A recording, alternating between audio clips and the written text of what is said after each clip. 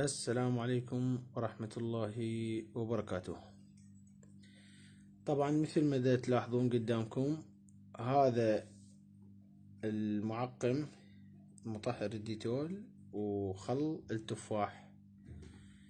نجيب بهالمقدار ما يقارب نصف لتر، نحطه ببخاخ، ناخذ غطا من هذا المحتوى، وبعدين ناخذ ايضا غطا ثاني من خل التفاح نحطه داخل البخاخ.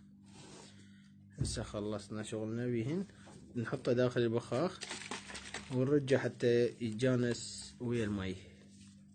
هذا شنو فائدته؟ هذا اني ولله الحمد صار لي استخدمه 3 سنوات، وبفضل الله ماكو اي شيء اسمه فاش عندي بالغرفة، بغرفة الطيور يعني. هذا يستخدم كتعقيم وكوقاية من الفاش.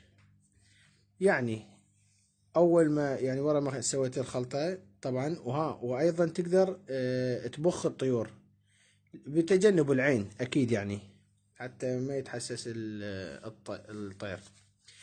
هذا نقدر نبخ بيه الاعشاش واسفل القفص والاقفاص، ونبخ بيه ايضا الطيور مثل ما ذكرت بتجنب العين، ونبخ به كل مستلزمات الطيور أيضا يعني باستطاعتنا ذلك.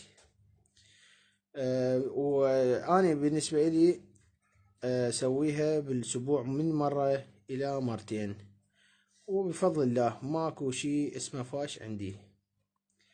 ونسأل الله أن ينفعنا وإياكم بهذا العمل.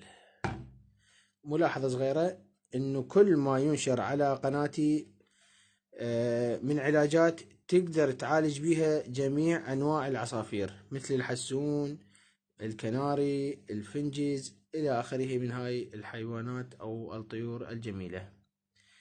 والحمد لله رب العالمين. أخوكم سامر الحلواني. لا تنسون الاشتراك بقناة مستر بادجي وتفعيل الجرس حتى يوصلكم كل جديد. أستودعكم الله.